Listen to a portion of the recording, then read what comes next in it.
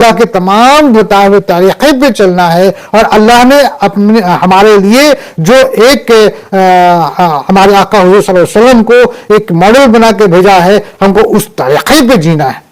وہ ہمارے لیے ہمارا جو ہے کہ ایک انسپریٹر ہے، وہ ہم کو ایک طریقہ بتائے ہیں. وہ انہوں نے اپنے آپ کو دنیا میں تمام مشکلات، تمام پریشانی، ہر طریقے کے حالات کو انہوں نے جھیلا ہے، جو چیزیں ہم کو دنیا میں مطلب آ سکتی. یعنی کہ اللہ سبحانہ وتعالیٰ نے اپنے پیغمبر پر، اپنے رسول پر وہ تمام چیزوں کو پہلے ان کے اوپر اتارا، اور ان کو اس میں ان کے جینے کا جو طریقہ ہے وہ ہمارے لیے ایک لیسن دیا کہ دیکھو اس حالت میں انہوں نے ایسے جیا، اس حالت میں انہوں نے ایسے جیا، اس حالت میں انہوں نے ایسے جیا. اور آج ہمارے اور آپ کے درمیان میں کوئی بھی حالات پیش آ جاوے، صرف میں آج کی بات نہیں بلکہ قیامت تک کی بات کر رہا ہوں، کوئی سی بھی حالات اگر پیش آ جاوے تو ایسی کوئی حالت نہیں ہو سکتی جو جو اللہ نے اپنے پیغمبروں کو نہیں دیا ہو.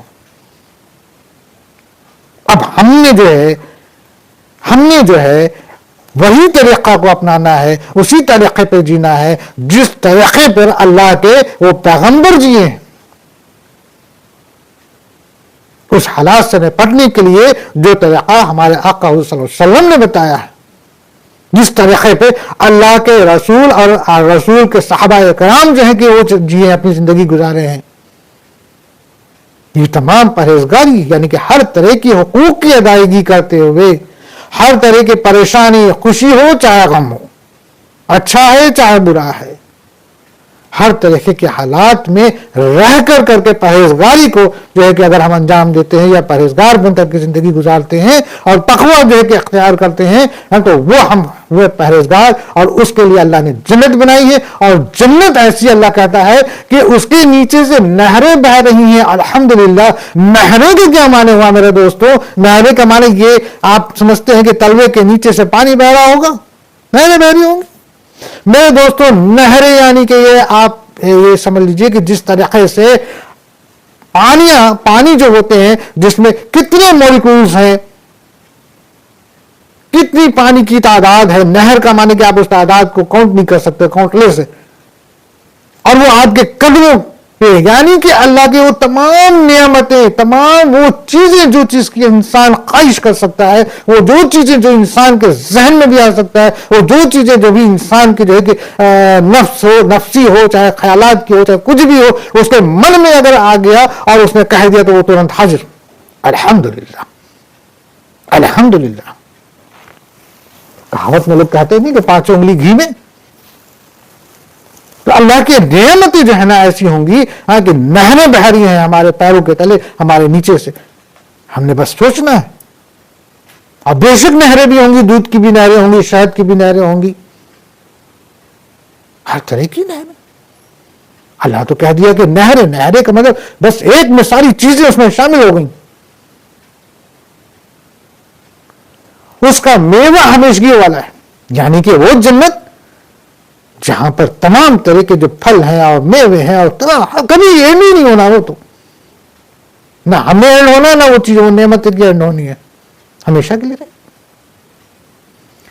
اس کا سایہ بھی، یعنی کہ یہاں تک کہ جو ہمارے اپنے نون ہیں، ہمارے اپنے جو نون ہیں، چاہے ہمارے فیملی کے ہوں، چاہے ہمارے جانکاری کے ہوں، جو بھی پرہیزگار رہا ہے وہ ہمارے ساتھ رہے گا. ہمارے جیسے گھر ہوگا، جیسے ہمارا یہ گھر ہے وہاں بھی ہمارا گھر ہوگا، ہمارا بھی ایک کنبہ ہوگا، ہمارے بھی لوگ ہوں گے. ہماری اگر بیوی پرہیزگار رہی، ہم پرہیزگار رہے تو ہماری بیوی ہمارے ساتھ رہے گی، ایسے ہی بیوی رہیں گی. ہمارا بچہ پرہیزگار رہا، وہاں پر بھی ہم ایسے ہی پرہیزگار، وہاں پر بھی ہم ایسے ہی فیملی ہوں گی.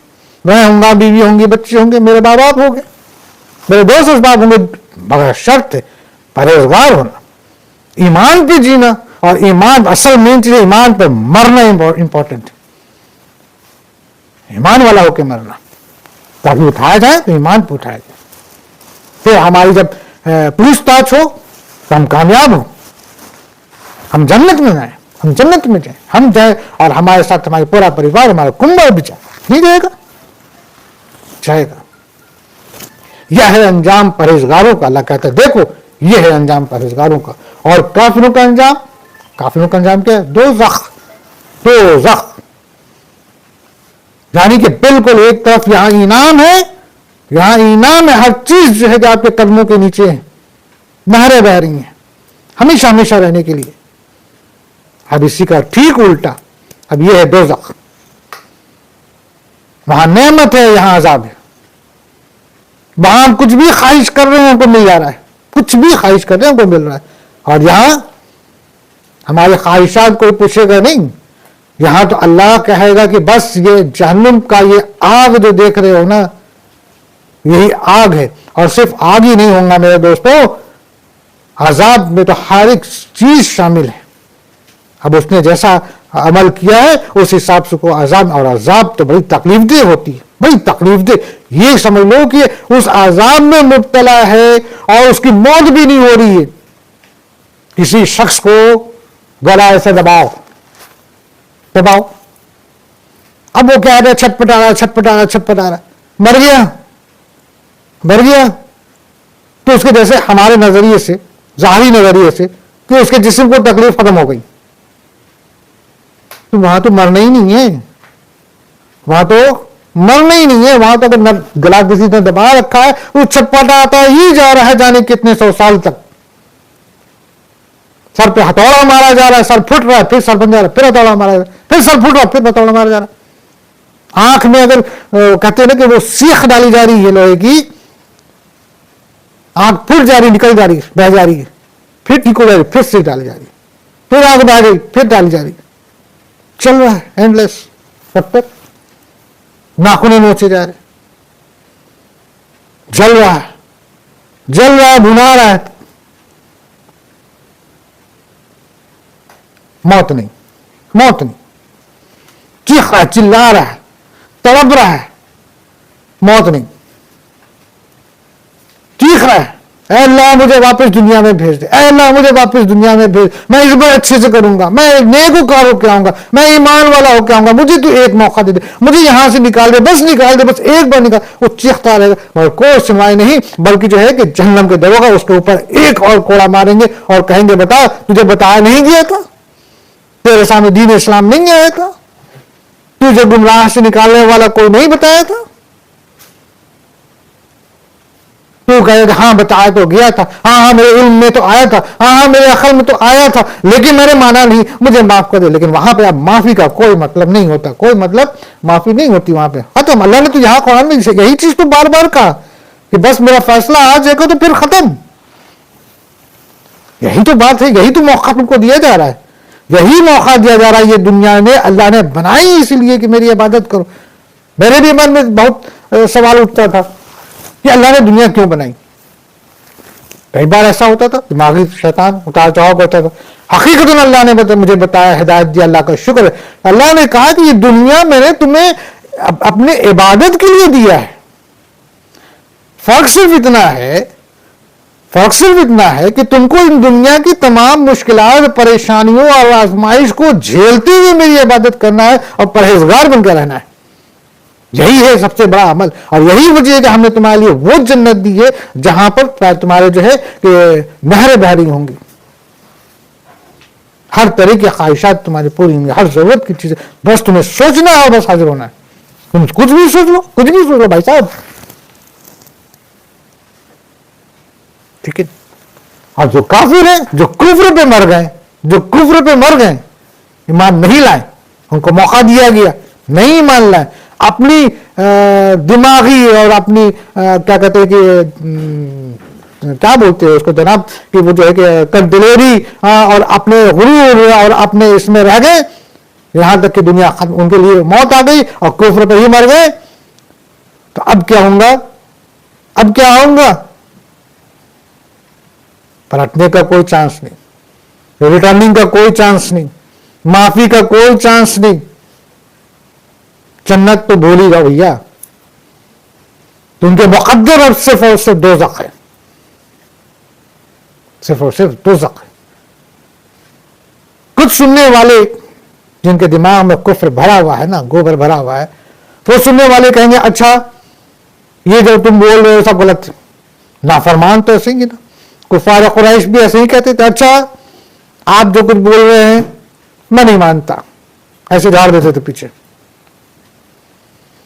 تو ان کو بتانے کے لیے اللہ نے کہا کہ دیکھو یہ میری چھوٹی چھوٹی نشانیاں, دیکھو یہ میں نے تم سے پہلے کے جو بھی لوگ گزرے ہیں ان کے بارے میں میں تمہیں بتا رہا ہوں.